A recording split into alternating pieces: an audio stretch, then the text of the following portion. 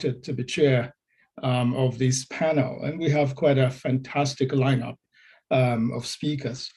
I'd like to begin by acknowledging that the University of Alberta, the place from which this conference is hosted, is on Treaty 6 territory, a traditional meeting ground, gathering place, and traveling route to the Cree, Saulteaux, Blackfoot, Métis, Digne, and Nakota Sioux.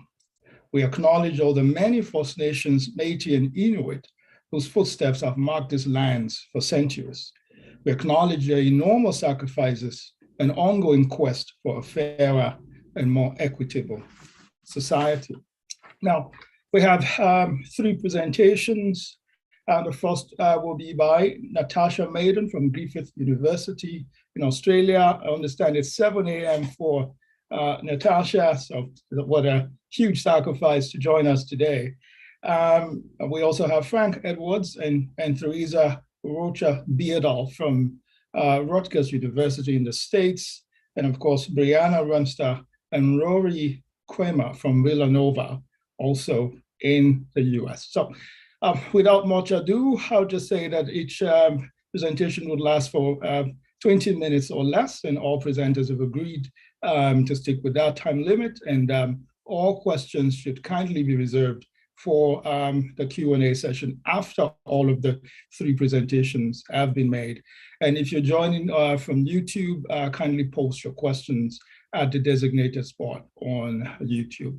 So I will now turn things over to Natasha, and she will be speaking on Justice is the Eye of the Beholder, a vignette study of Muslims' perceived stigma and trust. Natasha. Thanks very much for the introduction. I just need access to be able to share my screen, actually. You should have access, Natasha. It says it's been disabled. Right. Jeffrey, can you kindly step in? Yeah, I just switched it back on. Sorry about that. You should be able to do that now. Perfect. Thank you. Excellent. So thank you very much for the introduction this afternoon, this evening, wherever you're all based. I'd like to begin by acknowledging the traditional custodians on the land in which I meet and pay respects to elders past, present, and extend that respect to all First Nations people here today. I'd also like to acknowledge the funding that we received for this project from the Australian Research Council that was awarded specifically to my co-author, Professor Christina Murphy. So the study that I'm presenting on today is part of a broader interest that I have in really the expectations that people have of their treatment and the expectations that they bring with them into encounters with police. I wanted to better understand whether expectations of treatment condition how people view their specific interactions with police, questioning whether negative expectations might cloud how people perceive their treatment and ultimately impact on whether trust is conferred. So while a wealth of existing research has found procedural justice to promote trust in police, as part of this project, we wanted to better understand if procedural justice, even when given, is readily received and how that relates to this conferral of trust. So in this way, the studies taught to test whether the lens through which people view interactions with police, more specifically here stigma, conditions the effect of procedural justice or injustice on trust. To delve into this, we used an embedded experimental vignette design to test the effect of police procedurally just and procedurally unjust treatment on Muslims' trust in police and whether these preconceived feelings of stigma moderate this effect. Understanding the factors that predict trust or distrust in police amongst Muslim people is particularly important, given the extent to which many Muslims have felt stereotyped and stigmatized in society in this post-9/11 context. And we know that this has continued long since 9/11. Research here in Australia, as well as in the UK and in the US, has found that Muslims perceive police as being suspicious of Muslim people in general and tend to distrust police.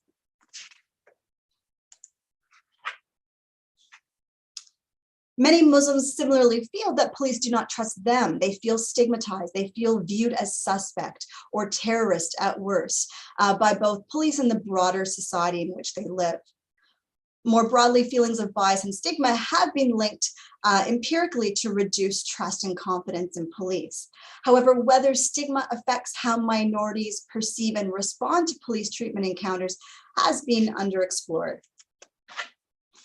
Now, trust is based on citizens' subjective beliefs about how they believe they're going to be treated, how they believe that a certain authority is going to act in a specific context. And these expectations are derived from both individual as well as vicarious experience. So whether people confer trust on police is really predicated on how they or people that they know have been treated in the past. How people expect police to treat people like them is thus central to understanding whether trust is given.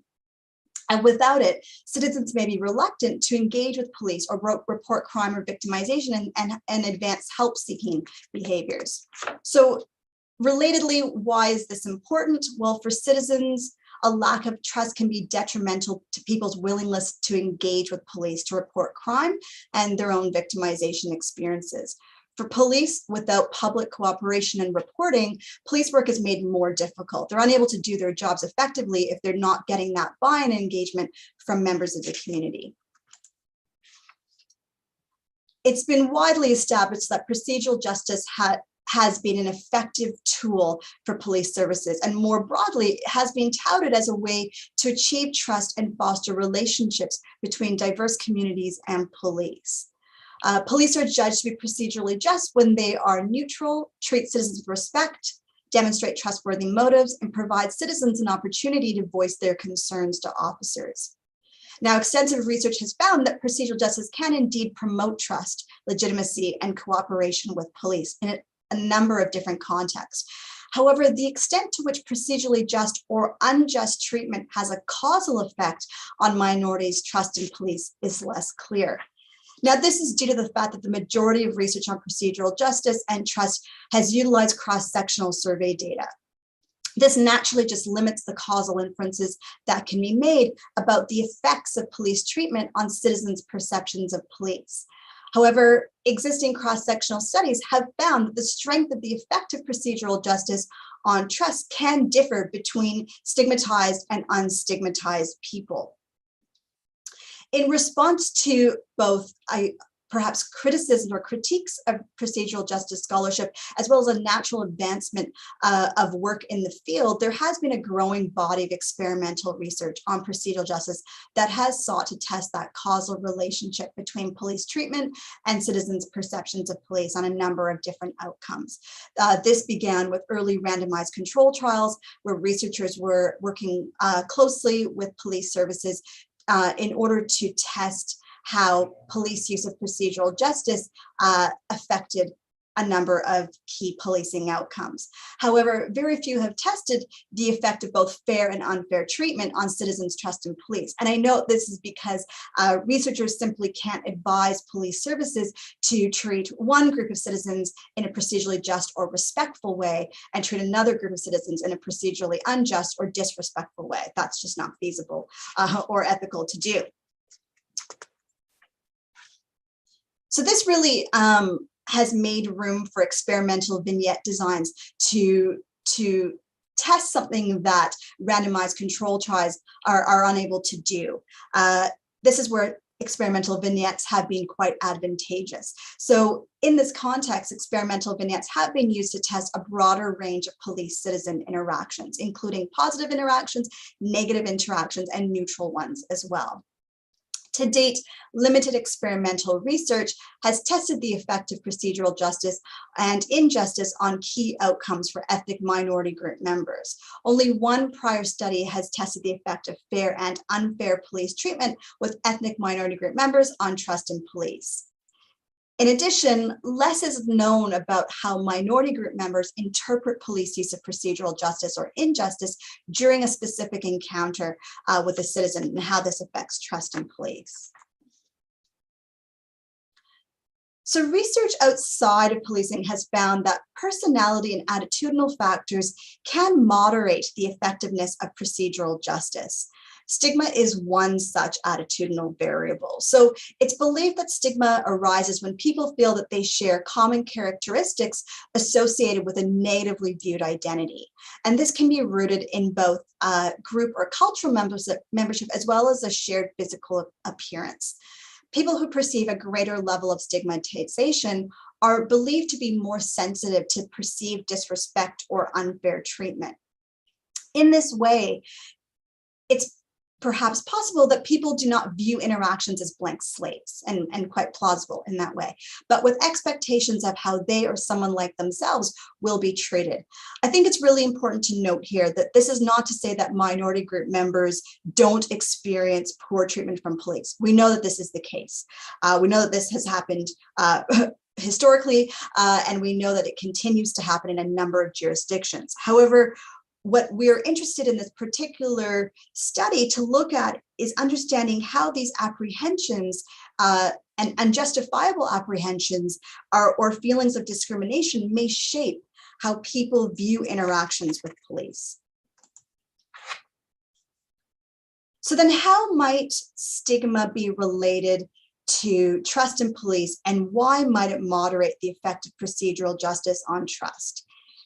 Theorizing on stigma suggests that distrust can actually be a coping mechanism to protect individuals from harm. So as a source of their stigma, Muslims may choose to distrust police because it allows them to protect themselves from potential future harmful situations that might involve the police. When it comes to why stigma conditions the effect of procedurally just treatment on Muslims' trust in police, this can be linked to how people feel stigmatized respond to those who are perceived to have negatively labeled them. So it's possible then that Muslims who feel highly stigmatized might interpret a procedurally just encounter as unjust, which will have a corresponding negative influence on their level of trust in that officer or in the police more broadly. Taken together, these theories on stigma and the expectations that people have could be important to understanding these types of attitudes and can impact the effectiveness of procedural justice on trust in police. So that brings me to the current study. So we were interested in looking at how stigma moderates that relationship between experiencing procedural just or unjust treatment from an officer on Muslims' trust in police. We outlined 3 hypotheses here. Essentially, Muslim participants who receive a vignette where the officer behaves in a procedurally just or respectful manner will have higher trust in the police officer than those who receive a vignette where the officer is described in a procedurally unjust way. Second, Muslim participants with stronger feelings of stigma will be less trusting of the police officer in that vignette encounter, and levels of stigma will moderate Muslim participants' perceptions of the police officer's demeanor in the vignettes or their treatment. Specifically, when the officer's demeanor is described as procedurally just, Muslims who feel less stigmatized before reading the vignette will be more trusting of police. This study draws on data that were collected through the Police Muslim Relations Survey, and I'm focusing here exclusively on the between group vignette experiment built into that survey. And there's a little bit about our participants there.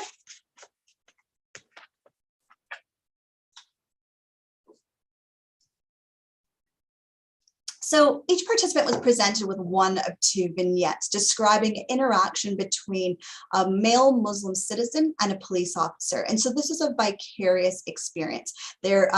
Each person is not putting themselves into that scenario or that vignette, rather they are reading a situation around a male Muslim citizen who is stopped by police.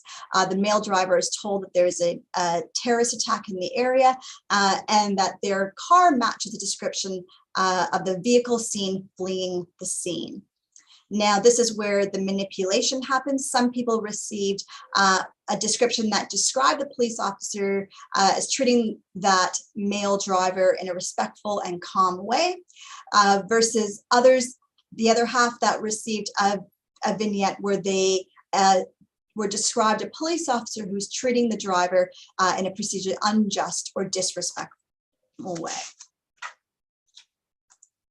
In terms of our key measures, so the vignette manipulation is whether they were procedurally just or unjust. Stigma was measured via a 4-item scale, looking at whether or not people felt under greater scrutiny or viewed as potential terrorists because of their religion or their faith.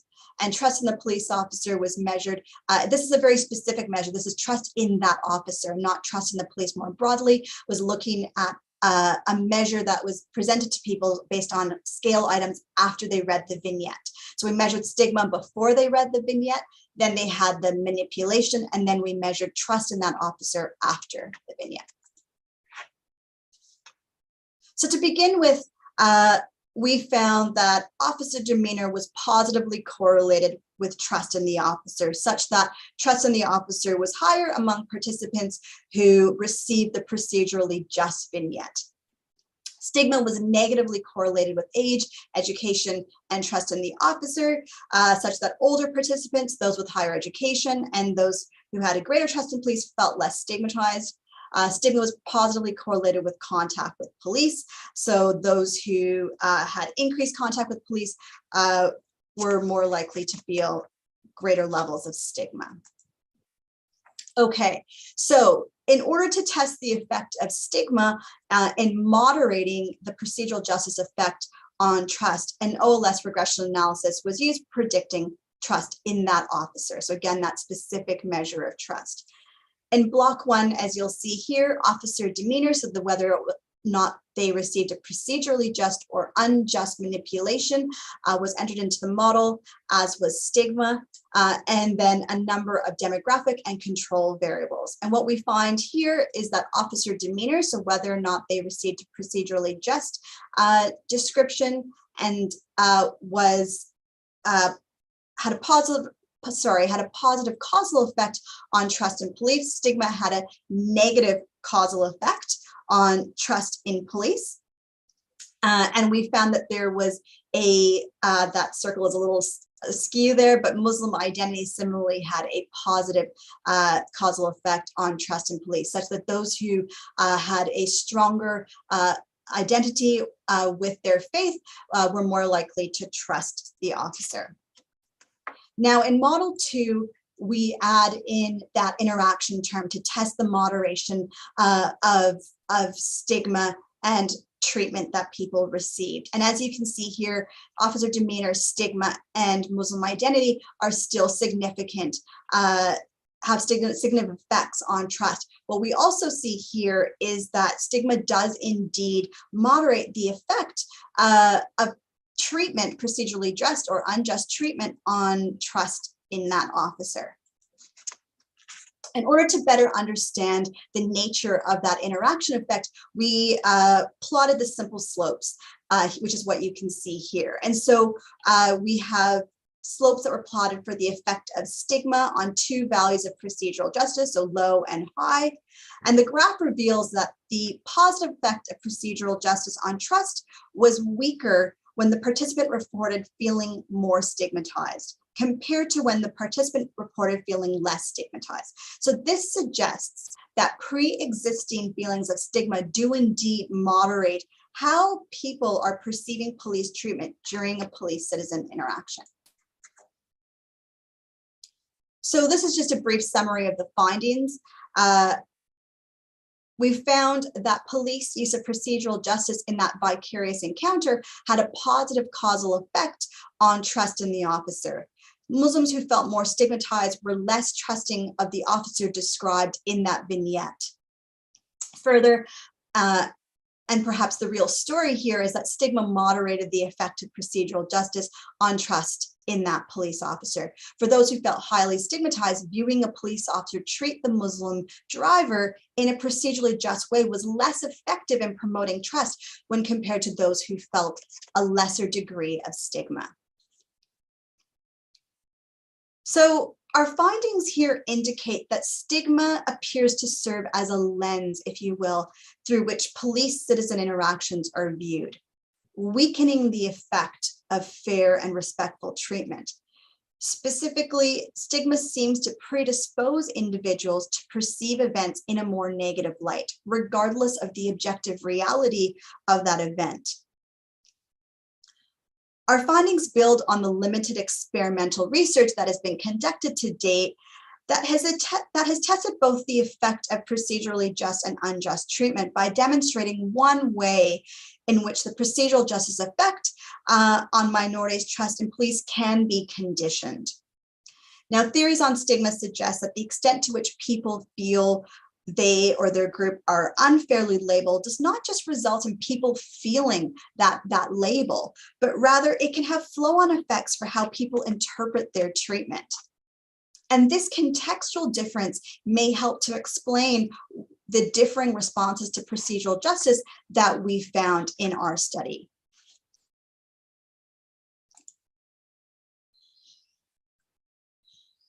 Now, I think it's really important to highlight that our findings do not suggest that police should abandon the use of procedural justice or fair and respectful treatment in their practices with citizens.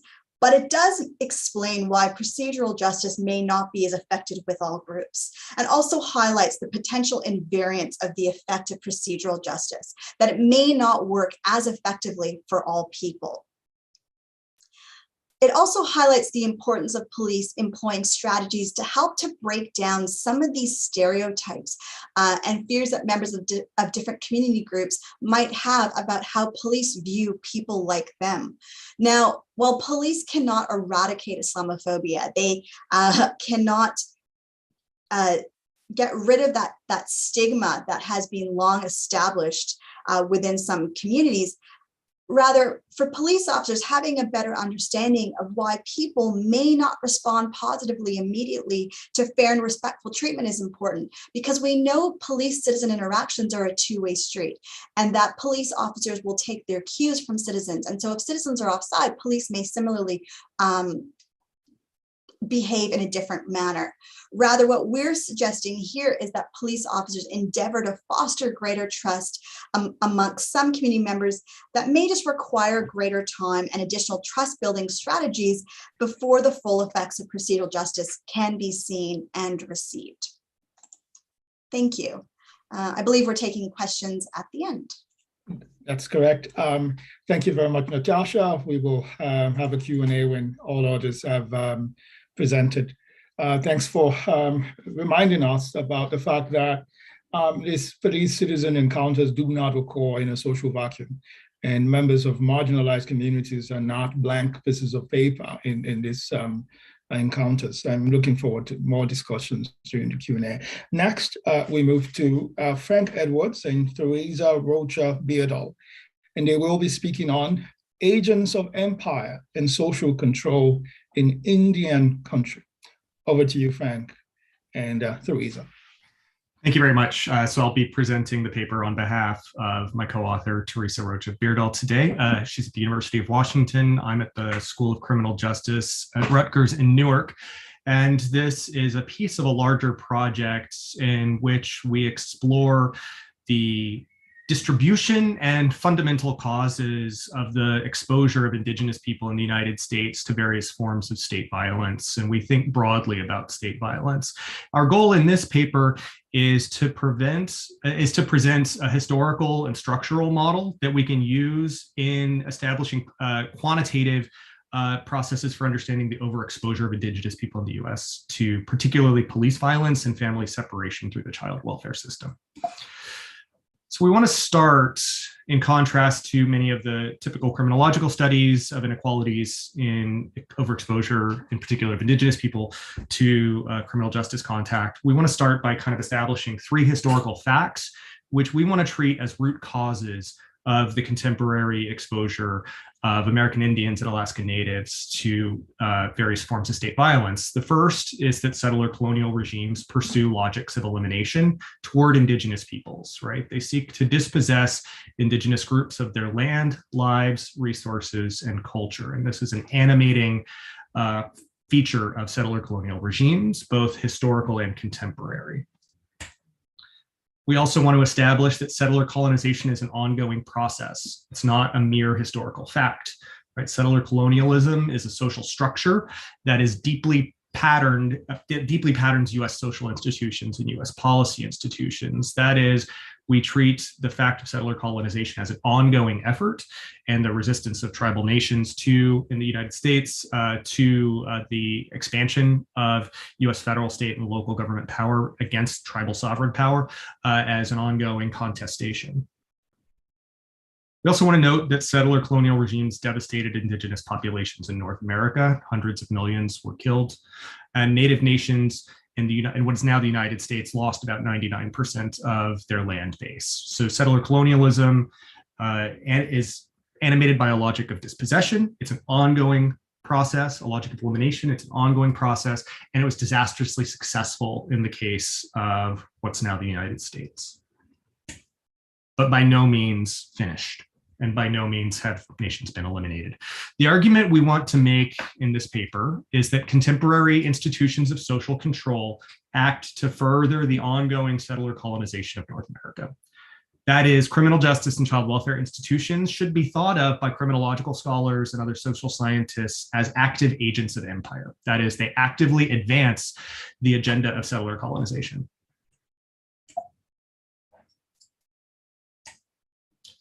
So in this paper, we're going to follow a three-part analytic plan. We're going to measure the geographic distributions of contemporary coercive social control of American Indian and Alaska Native people by looking at a few measures of state violence. And we're going to use US states as our primary unit of geography. We're also going to measure geographic variation in settler colonial policy contexts. That is the historical context in which states were admitted into the Union. That informs both the contemporary demography of indigenous peoples in those states, but also the kinds of policies that informed the building of institutions that we see today. And we're also going to evaluate the geographic relationships between the incidence of state violence against indigenous people and settler colonial policy contexts through contemporary US federal law. So the empirical questions that I'll address today are, first, we're going to look at whether the exposure of American Indians and Alaska Natives to various forms of state violence is correlated across policy domains at the place and time level.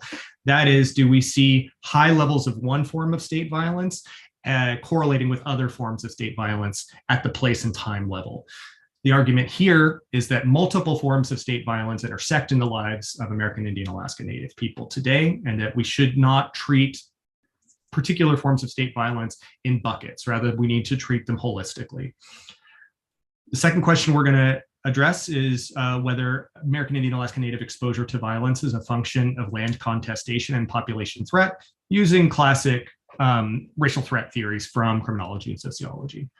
We're also going to address whether American Indian Alaska Native exposure to violence is a function of historical context of US federal Indian policy, which we're going to measure as the year of state admission, but we're also going to create a series of categorical measures to think about the era of US federal Indian law during that period.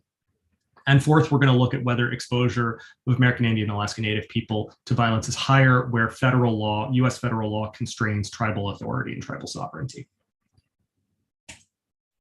The models I'll present today here are all negative binomial regressions with a multi-level state year component. I'm happy to talk more about that in the Q&A, but I won't spend too much time on them. So first, let's look at these distributions of the three violence exposure outcomes that we're going to work with today. And we can see a pretty clear bivariate correlation already here, right? So on the left-hand panel is the percent of American Indian Alaska Native children that were in foster care at any point in 2019. You can see that this ranges from a maximum of about 13% in the state of Minnesota. That is 13% of American Indian children in Minnesota were in foster care at some point in the year 2019, and that's a staggering figure. And the states with high values for family separation through foster care tend to be the cluster of states, what we would call the upper Midwest, right? Minnesota, North Dakota, South Dakota, Montana. But other states have high levels as well. Alaska does, Massachusetts, Vermont, and some other states in New England as well. The center pane looks at state incarceration. So that is inmates under state jurisdiction in 2019. And here the measure is adults per 1,000. This ranges from a high of about 25 adults per 1,000, that is 2.5% of the adult population in South Dakota incarcerated in state prisons in 2019. Again, that's a staggering figure. And those same states where we saw high levels of foster care are also exhibit high levels of adult incarceration. On the right pane, we show the rates at which Indigenous people are killed by police in the United States. And Alaska has the highest rate at which Indigenous people are killed by police in the US. But those same clusters of states, Alaska and these upper Midwestern states, also have incredibly high levels of police violence. Nationally, American Indians and Alaska Natives are killed by police at rates that are dramatically higher than the rates at which white people are killed by police. They trail only African Americans when we think about various racial and ethnic groups in the United States in terms of their risk of being killed, but those estimates are likely undercounts. As many of you know, we don't have good official data on police violence in the US, and that's something that Theresa and I are working on actively. So let's move to the regression models and think about these as kind of correlations more formally, right? So we saw that there's a visual relationship here. Here we're looking at the expected percent of American Indian and Alaska Native children in foster care in a hypothetical state year, given varying levels of incarceration and police violence. So in the top scenario, we have a high incarceration, high police violence scenario. The blue dot here indicates our expected level of American Indians and Alaska Native children in foster care in a state with levels of police violence against Indigenous people that was one standard deviation above the mean during the period we're looking at. The middle row here is our expectation for foster care exposure when police violence is at the mean. And here, when police violence in the bottom row, when police violence is below the mean. Right. And so we can see a really clear relationship here that those places that have higher levels of police violence tend to place far more Native children into foster care.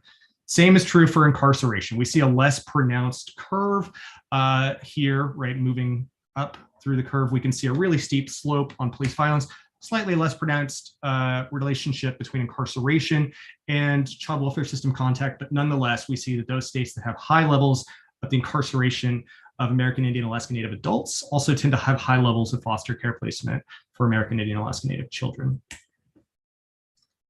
Next, we're going to look at this as a function of population composition. So we're going to treat this very crudely in a kind of racial threat context. So we're going to look at the percent of a state's population that is American Indian and Alaska Native as one predictor in the model. And another predictor in the model will be the percent of that state's Indigenous population that lives on federally recognized tribal lands.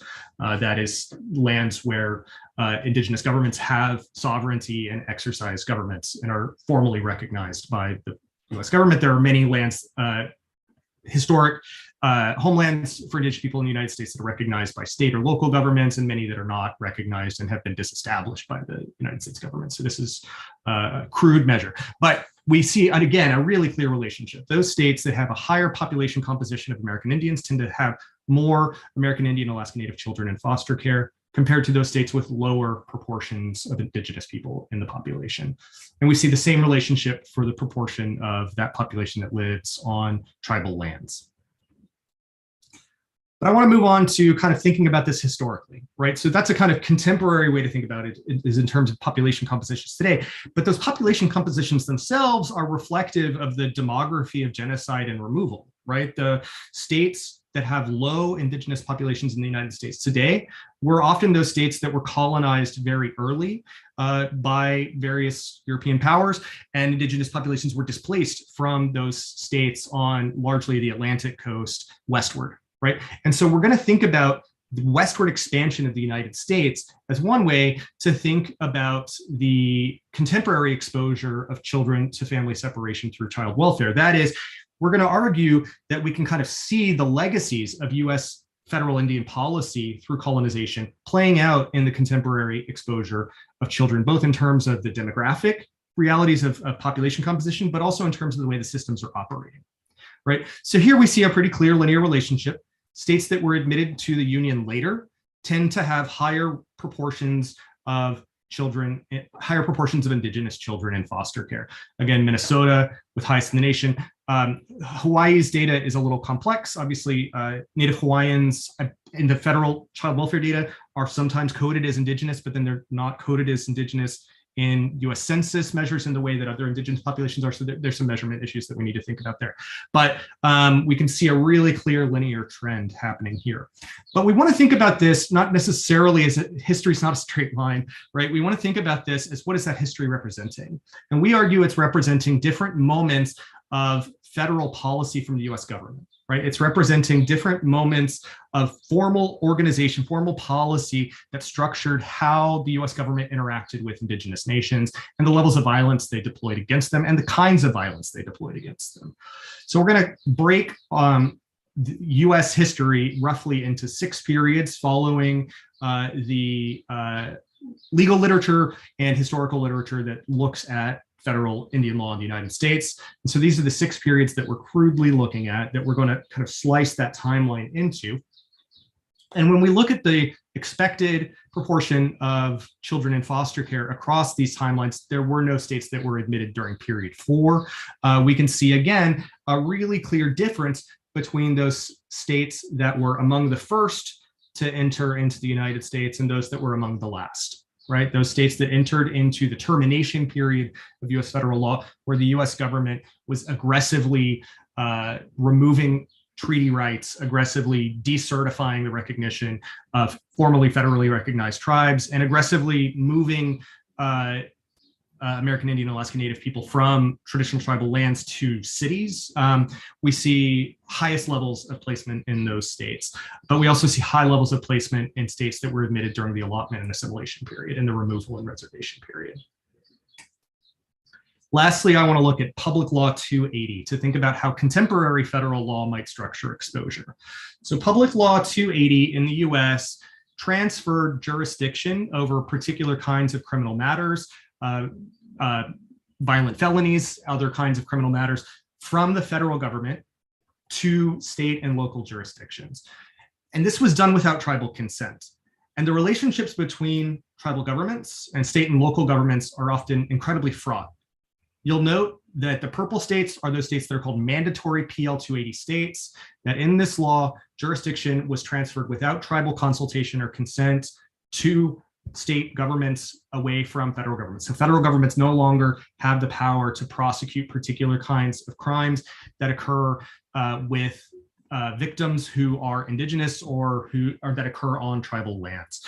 Instead, state and local law enforcement have jurisdiction over those crimes. And this has resulted in incredibly high levels of tension between local law enforcement, this was an unfunded mandate for local law enforcement. So many of them deeply resented being handed this increased authority. But we can also see states like Minnesota and Wisconsin, where some of the most extreme levels of violence experienced by Indigenous women have been reported, and local law enforcement's power in these contexts is often implicated in the exposure, in particular of Indigenous women, to sexual violence and various other forms of violence.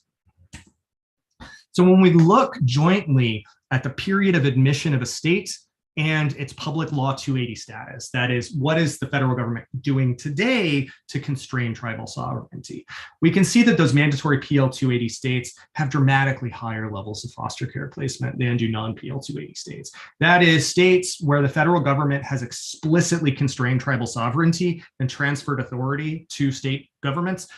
We see dramatically higher levels of exposure to foster care, which is not formally a component of Public Law 280, right? This concerns criminal jurisdiction, but our argument here, right, is that these patterns, these forms of state violence kind of work institutionally across domains in ways that we can see kind of large patterns of settler state violence. So to conclude, we argue that settler state violence against American Indian and Alaska Native people in the US is entangled across formal policy domains. That is, when we think about police violence or incarceration or family separation, we should not be thinking of those things in isolation. Rather, we should be thinking of them as part of a constellation of settler state violence that's experienced by Indigenous people. We also argue that the exposure of Indigenous people to settler state violence in the US is a function of the historical geography of the displacements of Indigenous peoples in the United States. It's also a function of the historical legacies of federal Indian policy at the time of statehood. And it's a function of contemporary US federal and state constraints on tribal sovereignty.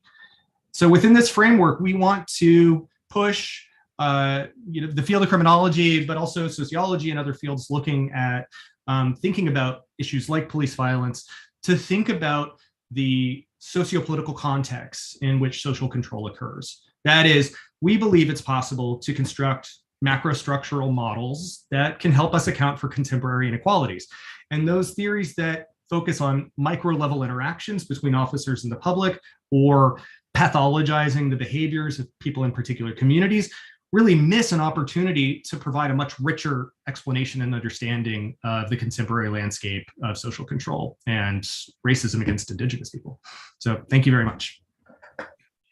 Thank you very much. That was wonderful. And of course, as a Canadian-based scholar, and I think that would apply to many of those on the panel and those who are listening or watching on YouTube, I'm sure that you will get questions regarding the Canadian context to this as well, and perhaps even contemplate comparative analysis in the near future.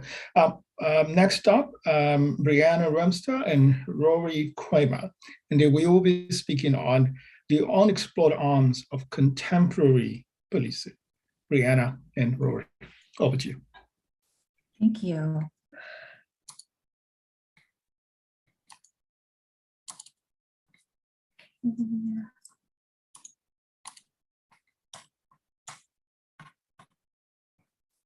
We good? Oh, okay. Yes, the presentation mode is showing. It's presentation mode is showing. Sorry. Okay, that's better. Every time. You would think 2 years on Zoom, I would be. Okay. Oh, there we go. How's that? Better. Go ahead. Thank you. Okay. Yeah, thank you so much for having us. I need to acknowledge my talented co-author, Rory Kramer, is here tonight. And it's really a pleasure to get to share some of our work with you all today.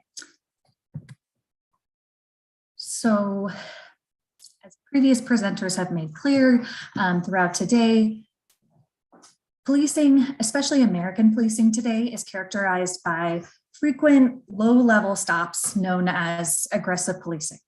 And a robust literature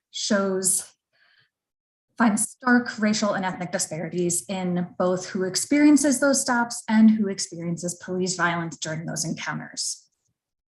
To consider how these routine policing practices and the resulting social inequalities shape people's daily lives, Rory and I draw on the concept of slow violence, which we first wrote about earlier this year in a piece published in the Annual Review of Criminology. And slow violence is the more attritional, dispersed, and hidden racial and class-based harms inflicted by the state. And importantly, this concept defines violence broadly in order to consider this larger set of harms that policing as a state institution inflicts on Black and Brown Americans. So for example, slow violence via policing practices shapes community health, as well as well-being, academic performance, government participation, and so much more. These harms, though, extend often beyond the individual who is directly stopped, right? To their family, friends, and neighborhoods. These have been termed vicarious harms. So for example, living in a neighborhood with a high rate of police violence is associated with various aspects of community health, net of the impact of stopped individuals themselves. Right? And research on documenting and unpacking these indirect harms, these vicarious effects, has really exploded in the last couple of years. And so Rory and I, thinking, about this emerging literature, and as folks who've been studying social inequities in these experiences, we began to notice a gap here that we hope we can fill a little bit today.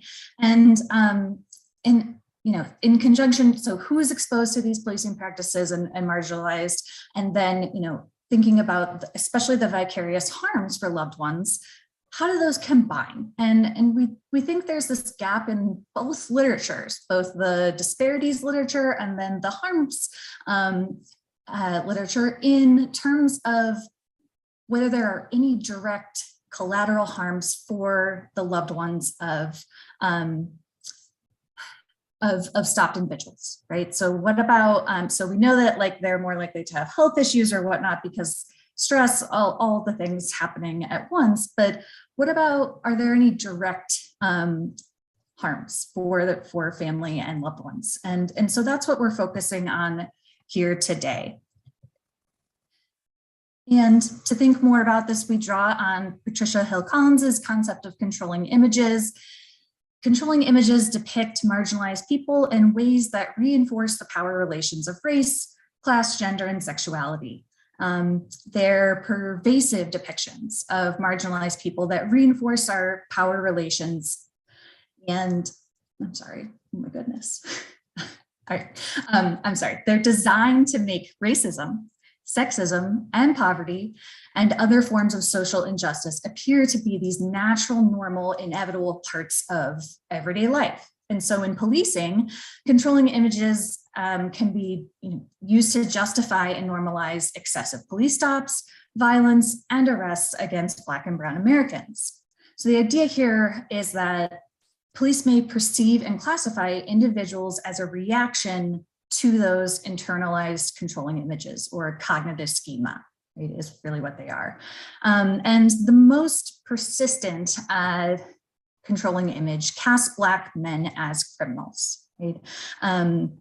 And this image brings up, it paints Black men as, and associates them with masculinity, with threats, with violence, and so, we've got these, the idea that we're thinking about is whether there is a shadow or diffusion effect of that incredibly powerful image, right? And in terms of, is there a shadow from it? And so, here we go.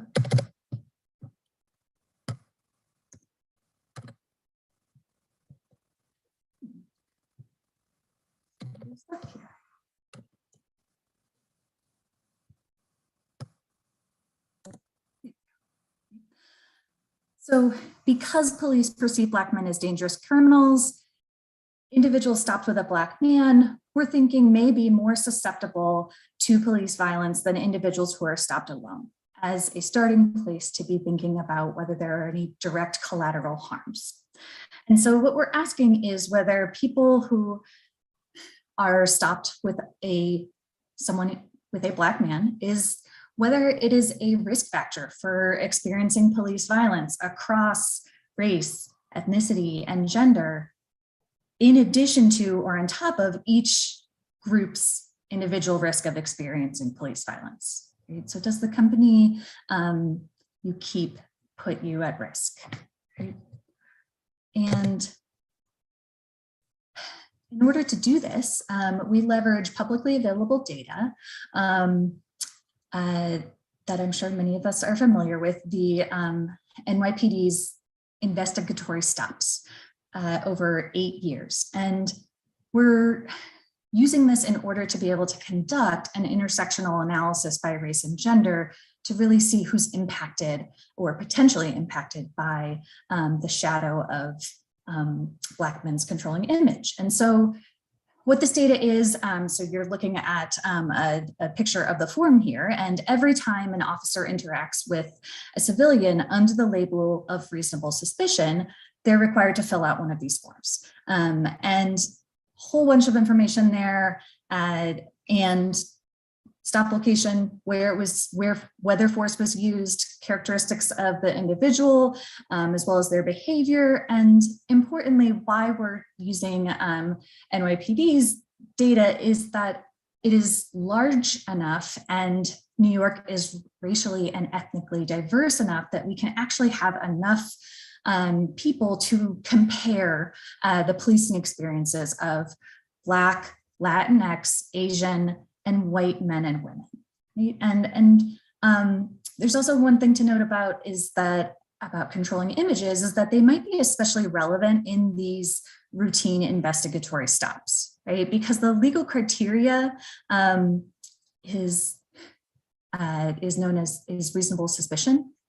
It's very broad and vague, and so it might be an area of policing practices that are especially susceptible to whatever cognitive schema officers use in a matter of seconds to determine whether someone is suspicious, dangerous, threatening, all of the above. Right? And because we're interested in, again, how different groups, combinations of race and gender experiences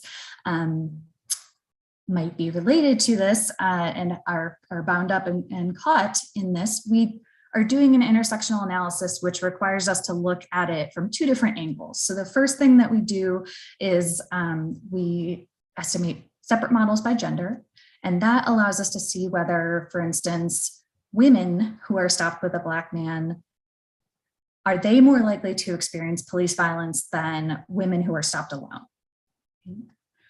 Then we switch to separate models by race and ethnicity, and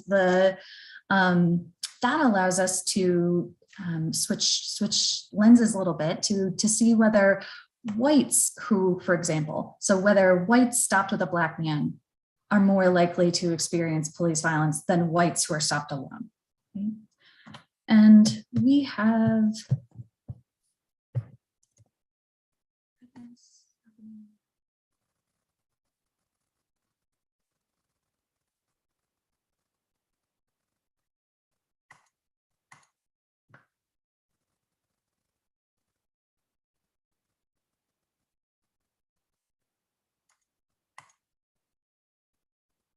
these are, we've got two focal dependent variables. First measure is any police violence, and that's the box up top. You can see the list there, and these are, it ranges from placing hands on a suspect all the way through handcuffing or putting someone against a wall. This is how the NYPD and most US police departments define any force. Our definition is consistent with that. And then, we also, as sort of a robustness check, go with a more narrow restricted form, and that is potentially fatal force, and officers are only trained to draw and point their weapon at someone if they're prepared to take that person's life, right? So we've got those two measures, and about 22% of people of stops include any force in our data. So to the most interesting part about how do we measure whether people are stopped with a Black man, because folks who are familiar with this data know that every person in a stop gets their own UF 250, right? And there's no linking identifier across those. So in order to figure out who was stopped with who, or whether people were stopped alone, we matched those individual UF 250s based on the date of the stop, the time of the stop, and the address, which we geocoded the location in order to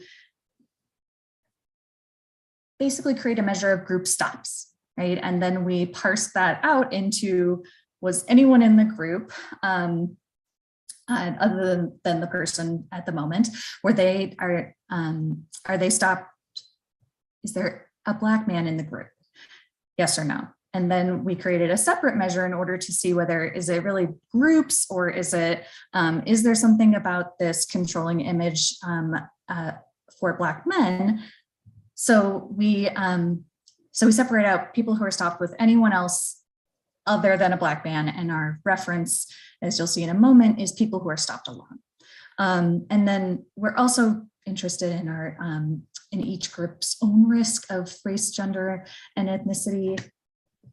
And yeah.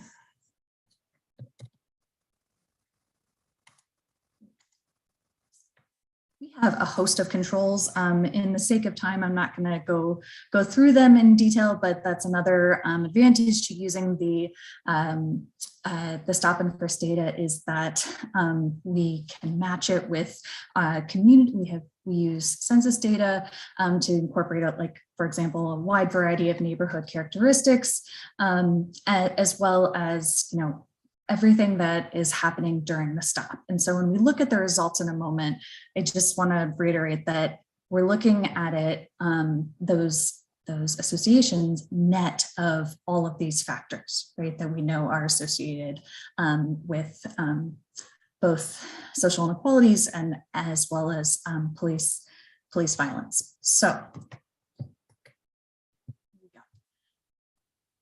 just looking descriptively across our groups, we can see that there is, not surprisingly, a huge differential between who is most likely to be stopped with either another Black man or a Black man, right?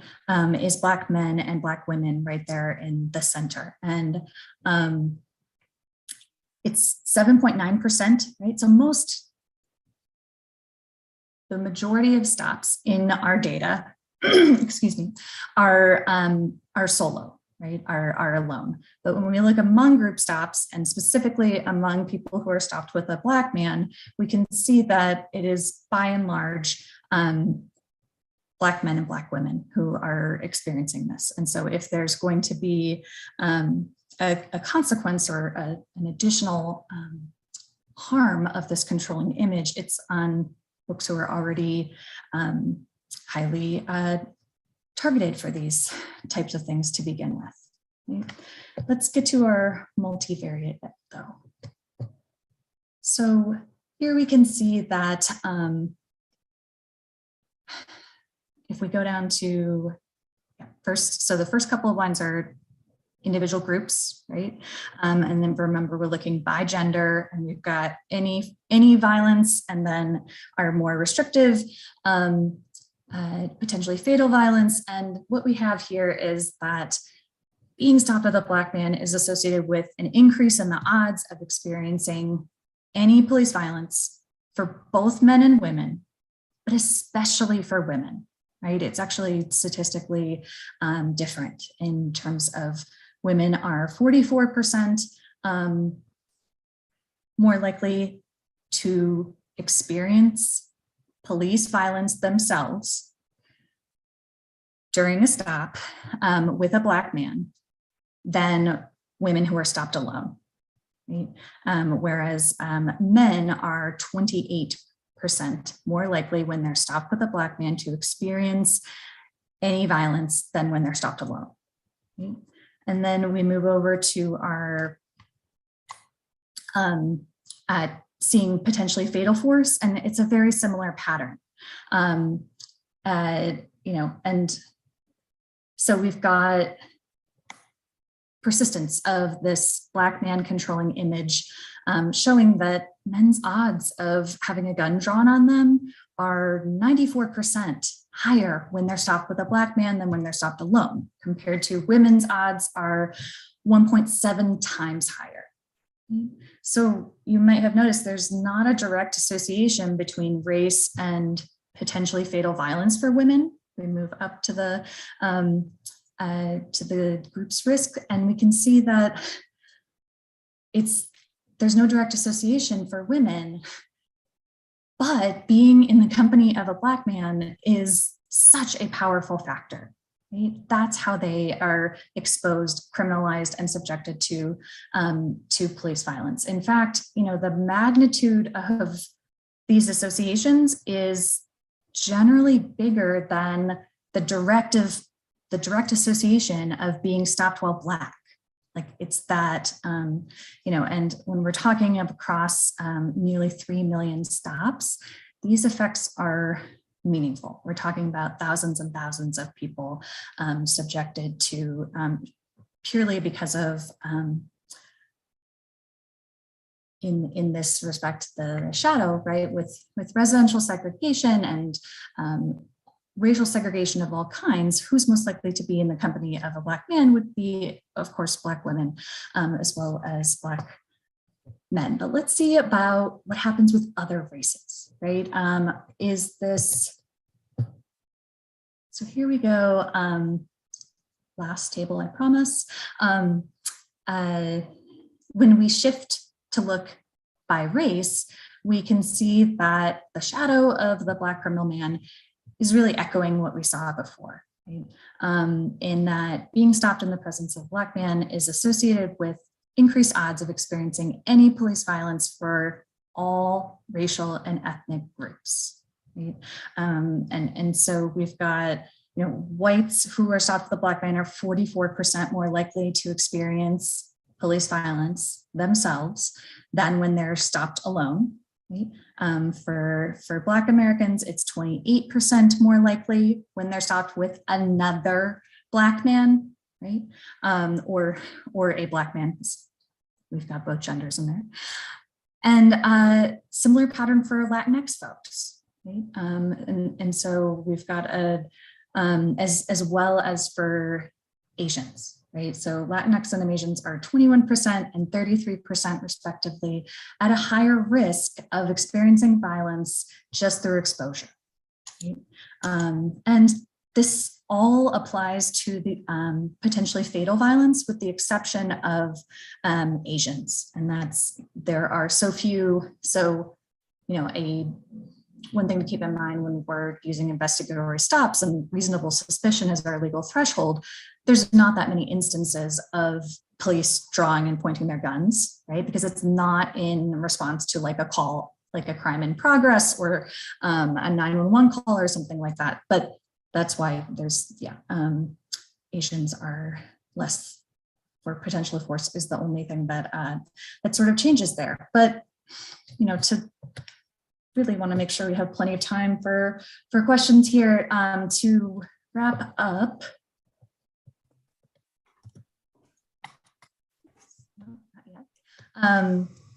Our findings really, align as well as extend controlling images theory by suggesting that this image of Black men's criminality is so pervasive that we find evidence that it's that it has the shadow, and in fact, it's even a potentially lethal shadow, right, across race and gender categories.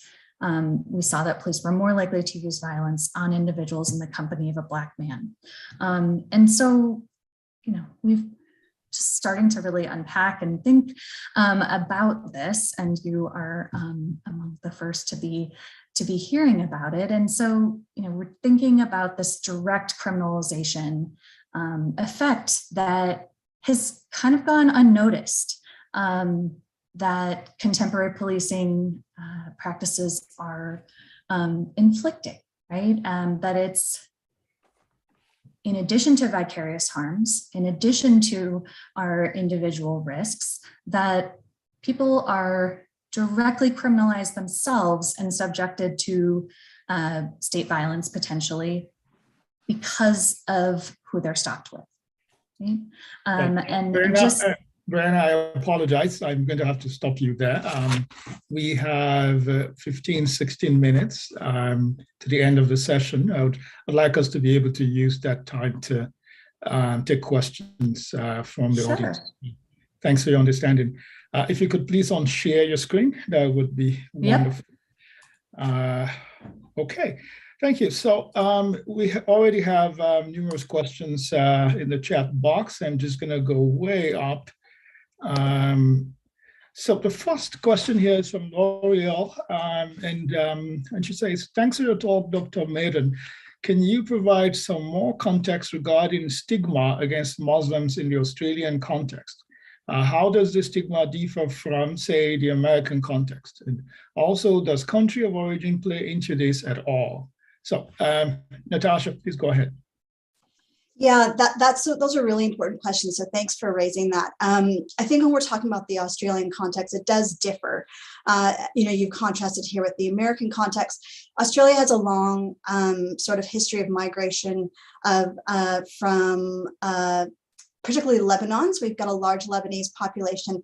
And so some of the conflict between, even though Lebanese people are both Muslim and Christian, they're sort of seen as under that umbrella of Middle Eastern and then seen as Muslim, whether or not they are or not. But that tension between Middle Eastern people more broadly and police has existed for quite some time in Australia. And we've seen it outside of the 9/11 context, predating 9/11, in terms of how communities are viewed as problematic, as more criminal, so to speak, than others. So there is a tension that already exists there. Which I'm trying to sum up very, very broadly so that there's time to answer the other parts of the question there. So there is a long-standing history of stigma there where people feel criminalized. For instance, the New South Wales Police Force for some time had a specific unit looking at Middle Eastern organized crime. So it was a very blatant way of saying this group is suspect, all of them, sort of thing. So we do see that, which is perhaps somewhat different. In terms of the second part of your question, does country of origin play a part? So I would say a large proportion of our participants are from the Lebanese Australian community. And so this perhaps speaks to that context a bit more. This is not something that we were able to tease out in this particular study, but we do know that there are differences. And from some of the qualitative research that I've done in Sydney, for instance, young Muslim people who feel that they pass, so to speak, as white, or that they look Greek or Italian, tend to feel that police will treat them differently because they don't present as Middle Eastern or Muslim. And so there is differences in how they feel they are treated and perhaps their anticipations of treatment in a more anecdotal sense. I hope that answers that question there. Thank you very much, Natasha. And I've just been informed by my colleague that I've been butchering your last name since the start of the panel. So that's fine. Well, welcome to my world, Natasha. I can imagine. Thank you. The next question is for Dr. Edwards, and this is from Salim. And Salim says, thank you for your presentation, Dr. Edwards. I'm curious why you focus on the rates of foster care in your analysis rather than the other rates you discussed in your presentation, such as incarceration rate. Frank. That's because it's a work in progress. We have full plans to incorporate both police violence and incarceration as outcomes to be modeled jointly with child welfare system outcomes. It's just simply a matter of time and presentation. It also presents a data visualization challenge to try and subset by 3 different outcomes on a single figure. So, but no, we certainly intend to. And I think the point statistically is if we see these relationships in one direction, we'll see them in the other direction as well, right? They're reciprocal. So really, but the point's well taken. In the full paper, we will certainly be presenting all 3 of those outcomes. And we've also considered, I mentioned violence against Indigenous women as one thing to think about, that obviously the state, the federal, state and local governments are highly implicated in. And that's something else we've been thinking about potentially incorporating into the analysis as a formal outcome. Thank you, Frank. The next question is for Dr. Remster. And the question states, can you speak more about how your research findings are situated within the framework of, quote, slow violence that you mentioned at the beginning of your talk? Yeah, I was getting there. So thank you. And again, we're sort of just beginning to unpack this, but so if I'd like to emphasize there's just kind of like this disconnect between, we've got all of this quantitative, excellent research on racial disparities, and we're trying to connect that with these harms that are so much broader than things criminologists typically think about, and that's crime rates, right? Like how, what kind of efficacy does this policing strategy have on, is it reducing crime? And so when we expand our lens to think about other aspects of daily living, we see this much broader picture of both the purpose and the impact of police today on marginalized communities. And so this is another, it's kind of a, we're exposing another form of it is the short and quick answer is, and I think it shows how much more work we have to do to really begin to theorize and understand, what are the benefits when we put together like critical scholarship on policing combined with quantitative analyses like the ones I showed you today. And what does that, we need both is what Rory and I argue with our slow violence piece, in that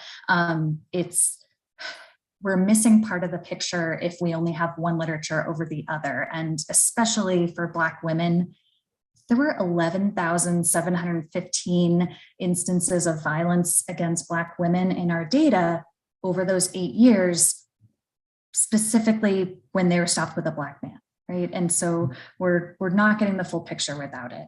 Thank you. It's a great question. Thanks, Brianna. Well, I'll just, I guess, use my TS prerogative, and I'm assuming there is such a thing, to ask all of you just one question. I'd like you to take turns to respond. The policy implications of your work. So much of what I do now, at least since the last year and a half, has been about speaking with and engaging with policymakers and taking some of these criminological knowledges that are being produced to easily digestible formats to the general public. So let's say, you're contacted by the state of New York, or say Indigenous Peoples Council in the States, or in the case of Australia, by the government of Australia, or any of the regional governments. What would be your recommendations to them regarding your research? I'd like to start with Natasha.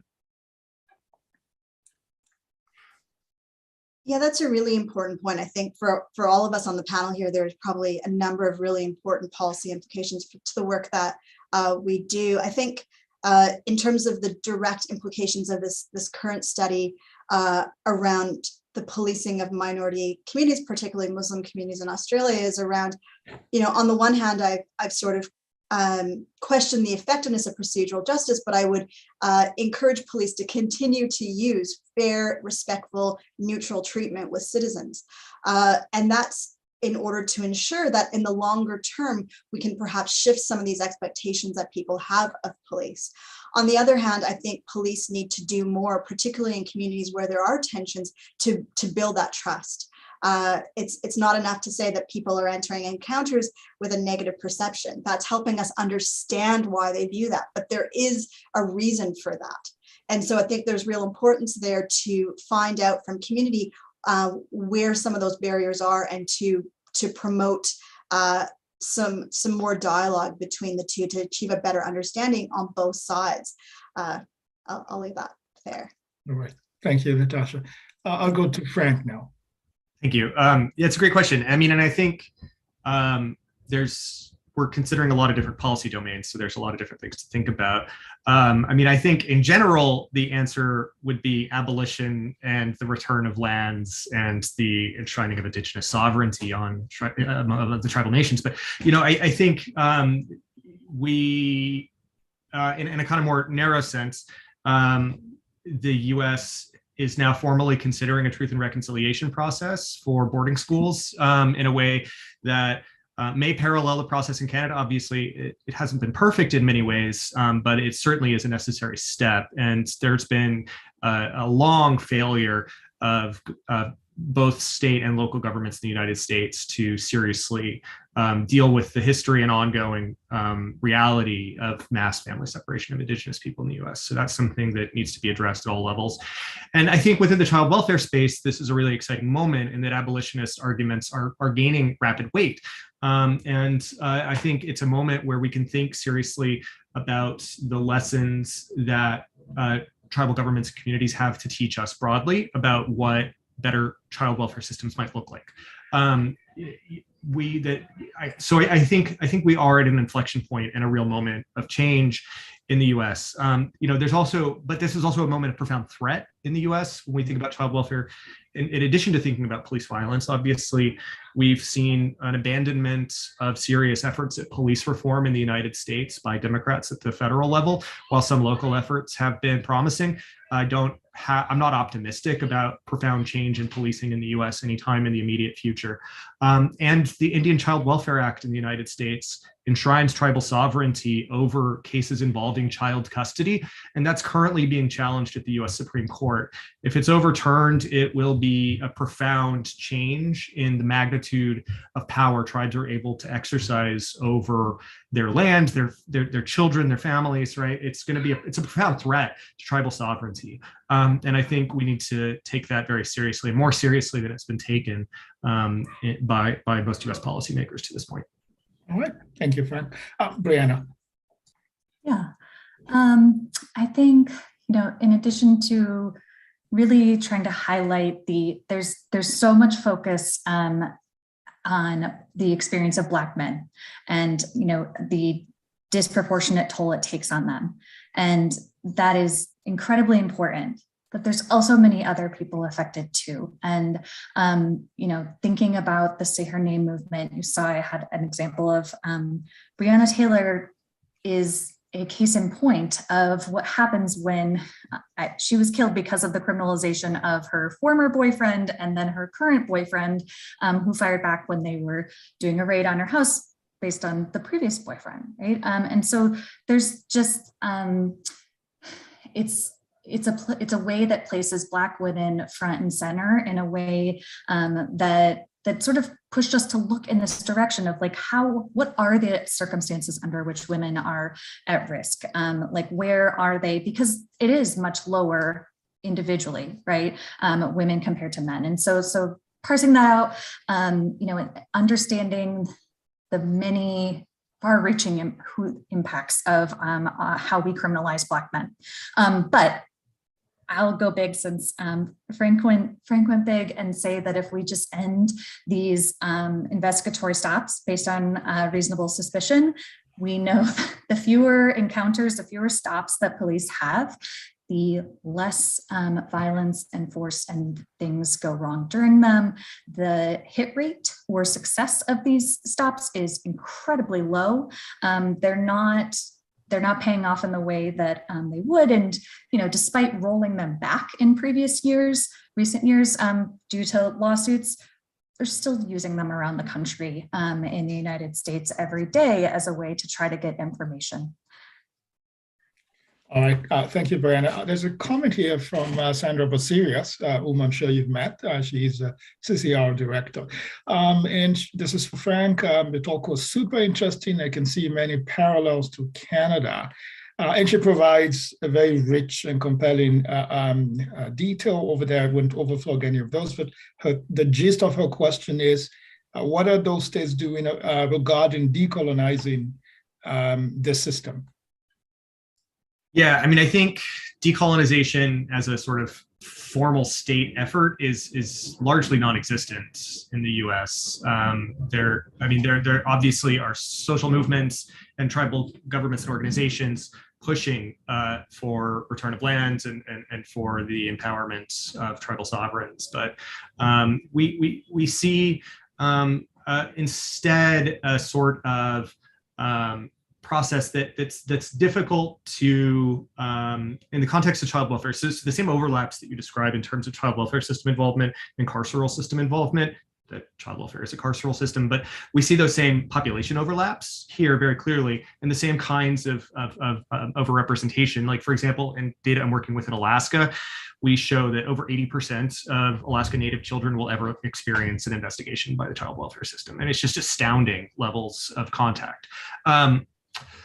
So decolonization, I would say, is not on the formal state agenda here, despite the fact that social movements and Indigenous organizations, Indigenous governments are pushing for it. What's happening at the state and local government level instead are collaborations. So we do see a state like Minnesota that has really high levels of contact, is working really closely within the framework of the Indian Child Welfare Act to establish clear processes for collaboration and coordination with tribal governments to ensure that those cases, when Indigenous children do come into the system, tribal governments are notified rapidly and efficiently, and that their cases are handed over to those tribal governments quickly. That doesn't happen in many states. So those are the kinds of things we're seeing, but it's certainly not, I wouldn't label any of those efforts as kind of pushing toward decolonization. All right, thank you, Dr. Edwards. The next question is from Dr. Urbanik, and it's for Dr. Remster. Were you able to run analysis on where these interactions happen? The second part of your question, of Dr. Urbanik's question, has already been answered by each one of you. So, Dr. Remster. I had just started typing a reply to her. Thank you. This is really important. So in the analysis that I showed you a few minutes ago, we're adjusting for stop location. So where it happened, the precinct it happened in, the neighborhood characteristics like the poverty rate, percent African-American, and as well as the crime rates. So what we're seeing is net of that. And so once we get into like the